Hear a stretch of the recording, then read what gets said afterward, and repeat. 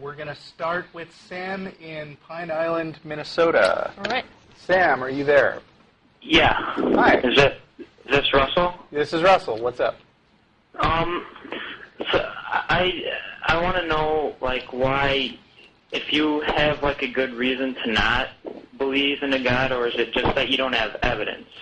Well, I mean, generally not having evidence is a good reason not to believe in something. I mean, it's the same reason that we don't believe in UFOs or unicorns or fairies. It's not that there couldn't be those things. It's just that in order to start believing in something, you generally need good evidence. Okay, I would agree with that, but so then how would you assume everything came into existence? I wouldn't assume everything came into existence. I start by observing that things in fact exist, and then we start investigating exactly where the evidence leads. I mean, there's no need to prove the fact that stuff exists, right? Correct. Right. So, I mean, if you're trying to test a hypothesis like, well, there is an infinitely powerful being in another dimension who speaks words and makes these things appear, then you would try to come up with, like, observations that could support that. And if you don't find that sort of thing, then you would abandon that hypothesis and look for something else.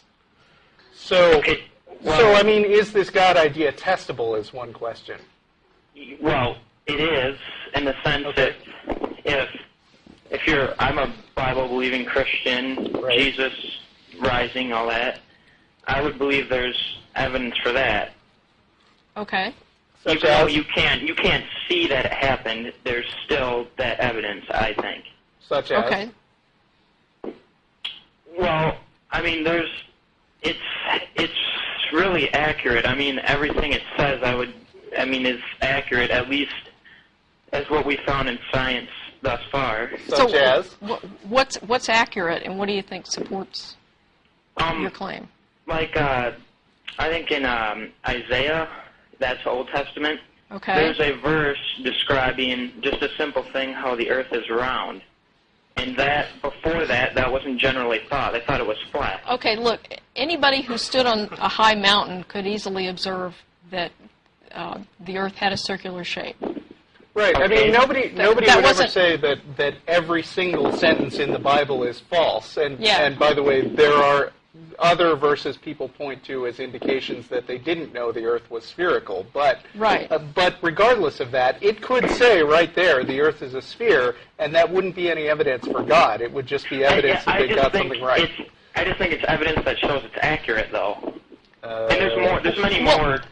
No, but what Russell is saying is, even if they got the one thing accurate, it doesn't mean that everything else in there is accurate. Well, there's a lot of things in there that are accurate. And if you find a lot of things okay. that are So far, accurate, you haven't said anything that blows my socks off. Is there something about God that can be pointed to as definitely accurate? Well, okay, before Jesus got arrested, it described him as sweating blood. That's an actual medical term, disease type thing that's happened today. So the people who sweat blood today as a medical term are it's rare, but it actually, and I think that's just one example of many that shows it can be accurate. Okay, even if that claim were true, how does that prove anything about the divinity of Jesus or any of the truth of any of the other things? It just shows that the scriptures itself are accurate. If you No, it actually doesn't. It shows that the scriptures contain at least some accurate sentences. Okay. It doesn't show that the scriptures as a whole are accurate. Or that it contains a claim that could be plausible if you could demonstrate that, first of all, Jesus was an historical person and he had this medical condition that you claim causes people to sweat blood. And you haven't demonstrated either of those. Right. The Hitchhiker's Guide to the Galaxy also contains sentences which are accurate. But, I mean, you know, there are some things about space, it says, that are not completely silly. But that doesn't mean that any of the other stuff happened. But then how do you explain, like, archaeological discoveries they found about the Bible that also show accuracy? Such as? Such as? and Solomon, he had many chariots and stuff, and he had a metal refinery manufacturing, and they've discovered that. They've excavated that. I'm not really familiar with that one. Yeah, Are you? I'm a little skeptical of that. But even if they did discover that somebody, during the time when Solomon was supposedly, the king or whatever, Yeah, king. Even if they had evidence that he had a metal refinery, that doesn't demonstrate that there's anything supernatural going on. Yeah, here. I mean, lots is of it people a had metal magic refineries. metal refinery? What about this suggests that there's a God? Well, I can do that. I can do that too. I mean, how do you explain the such? Because if you were to say that a God didn't make the universe, you would have to argue that there wouldn't be design as good as design as there is. What makes you think there's a good design? Good design? Oh, it has to be designed just perfect for life. I mean, Not really. I mean, okay. the thing is, and I see here it mentions that you doubt evolution, but I mean, the thing is that when most scientists have come through and looked at where the evidence leads, they point out that life tends to adapt to whatever environment it's in.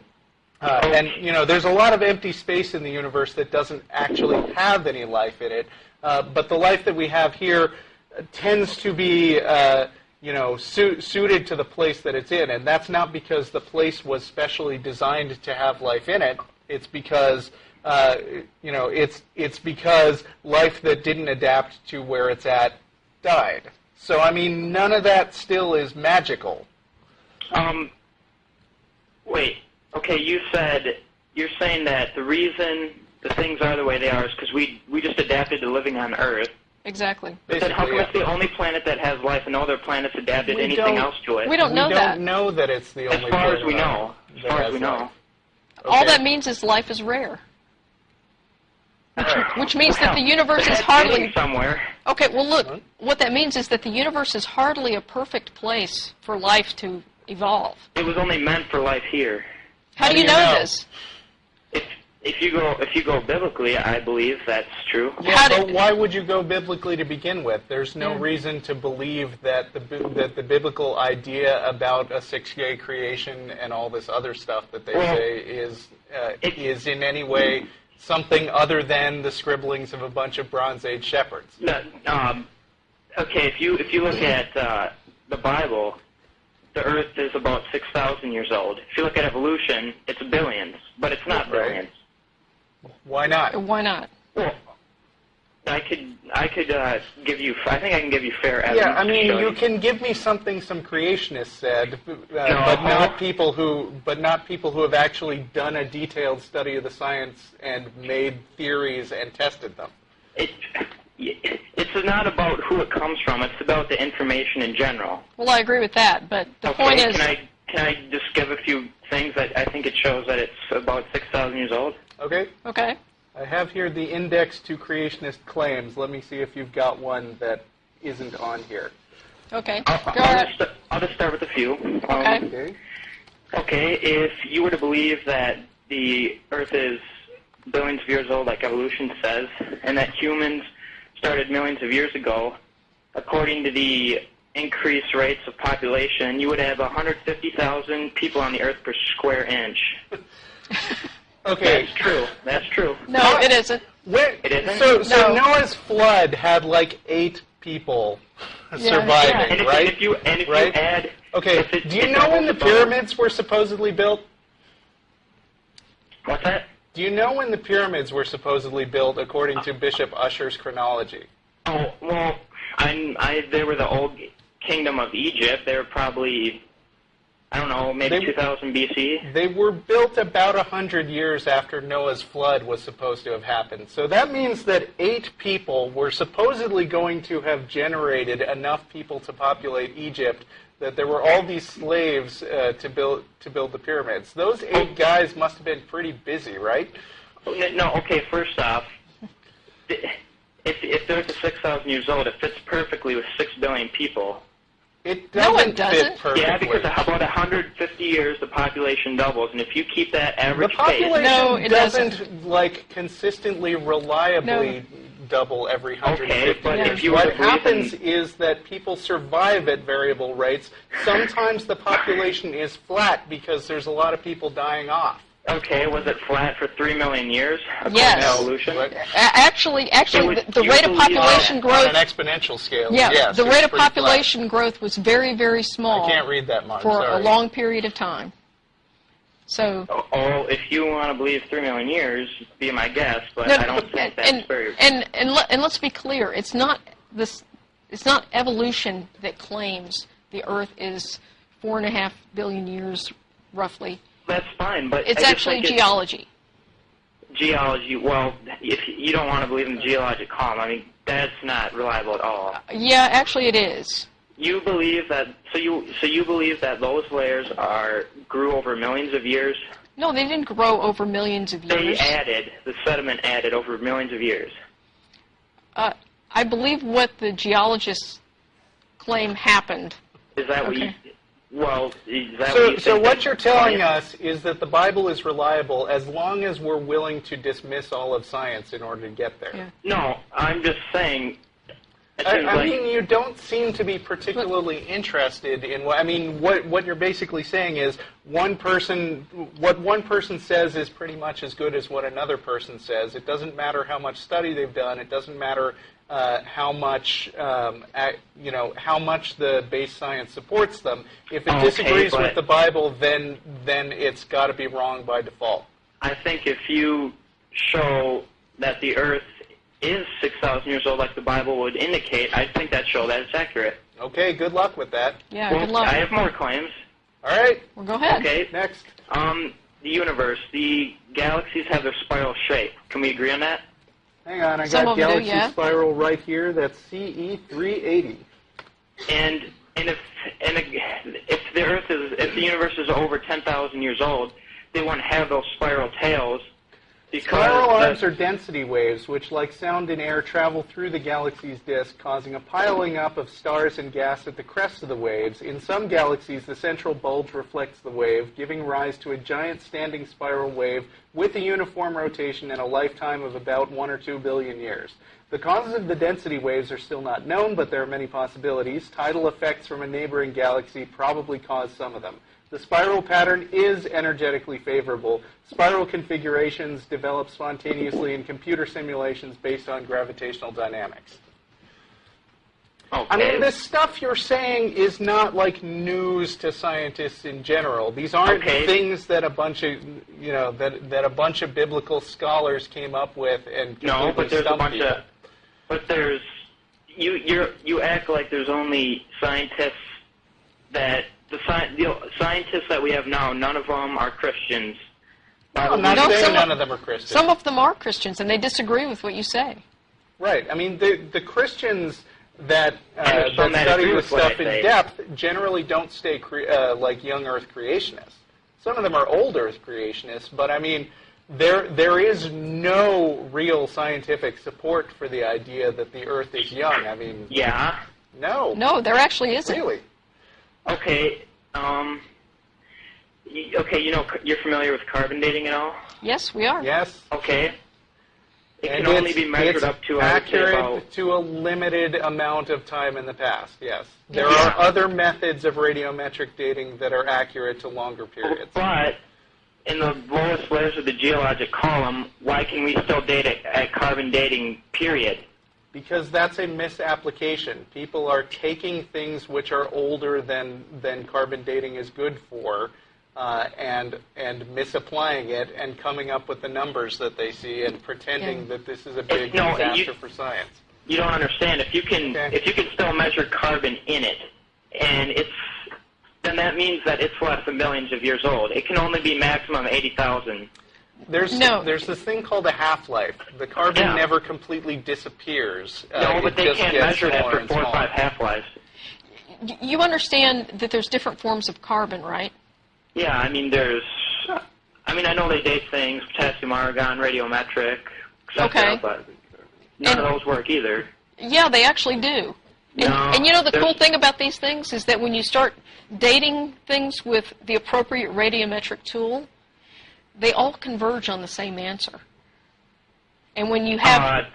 multiple lines of evidence converging on the same answer, then proposing another absurdly out-of-range answer is just ridiculous. Absurdly out-of-range answer? Yeah, like 6,000 years. That's... Okay, here's some dates for Radiometric. Okay. Let's see. This is Mount Etna. The rock they used is basalt. They know the date known was 21,000 years. It measured 25 million. I wouldn't say that's accurate. Well, where are you getting this? That you could use that as a source right there, but Sorry, Mount what? Where are you Mount getting what? Mount Etna? Can you spell that? Mount Etna. Can you spell that? E-T-N-A. Mount E-T-N-A. Okay. Okay, what about it? The date they've measured with radiometric dating on basalt rock. Who did the measurement? What's that? Who did the measurement? I just have the dates. I could find that, but I don't have it on me right now. Okay. So But it was measured. who's reporting this? I'm sure I can tell you that, but I'm sure if you look that up, that's there because that's the source. But I got that from John Morris. Okay. He's a creationist. Who's a young Earth creationist? Yeah. Yeah. Okay, and if you want, I have a few more. Well, I mean, why would we be interested in rehashing creationist claims over and over again? So why would you believe that dating if it's off by 25 million years?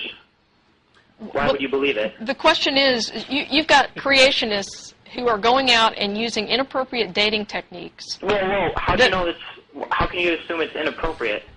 Because, to my knowledge... Where are the published papers, the mainstream peer-reviewed scientific papers, that say that this is a serious flaw in the carbon in the radiometric dating? Well, you can check him up. He cites everything he shows. Yeah, I know. Things, but there's a difference. I'm sorry. No, I'm stepping on you. No, John Morris. I mean, he's been exposed as basically a guy who really doesn't know what he's talking about when it comes to radiometric dating. He makes a lot of claims. He can't back it up. He doesn't have the credentials. If he had the credentials, he'd be published in mainstream publications. And believe me, if he found a flaw in radiometric dating that caused but there's assumptions, dating, even if those dates aren't correct. No. Okay. If he found a flaw in radiometric dating that was this significant, he would be famous for it. And not among creationist circles. Exactly. I mean, actually, among scientists. So my question is, why are you citing a guy who does not have the credentials to actually be regarded as any kind of authority in this area? But that doesn't mean those dates are wrong. Yeah, actually it does. Have a does. credential. It does. You can prove that those dates are wrong. No. It's not because he lacks his credentials. It's because he's wrong. You know that date off the top of your head? Do I know what off the top of my head? No. It comes back full circle to the first thing you asked, which is why not believe in a God? And I said that the default is to be skeptical of stuff until there's evidence provided that a thing is true. If we got some guy off the street who says that my primary goal is to advance biblical truth, and then he makes a bunch of claims which run counter to the prevailing science. No, I don't have the information right now to say whether he's wrong. I'm just saying that you need that. The burden of proof is on his side. Okay, he needs to bring the evidence and get it peer reviewed so that people who are qualified, which is not like you, me, and Jen, but people who actually are able to evaluate the scientific evidence with a background in studying this stuff, can accept or reject it. And the fact that it's not in peer-reviewed scientific journals is a major issue that means that we don't have to bother worrying about it that much. Still, dating or not, it still doesn't matter because when God made everything, He made it with age. How do you know? Okay, take Adam and Eve. Yeah? When he made them, they weren't babies, were they? You know they I were don't full-grown believe that men. Adam and Eve exist, right? Can you hear my point out for a second? No, you're saying that this is something that could have happened. I understand the Adam and Eve argument. I'm saying, how do you know it did happen that way? Well, I believe the biblical creation. All right, I believe, so in the end, we're not talking about arguments that prove that God exists. We're not talking about evidence. We're talking about accepting your beliefs as they are. No, okay, here's my number one evidence that God exists. Okay. I believe that, and I can give And you... this is going to have to be the last one because we got to move on to other callers. Okay, but I believe that the universe is so accurately designed, you can't deny a creator. We've already been over that one. We just talked about that. Okay, thanks for calling.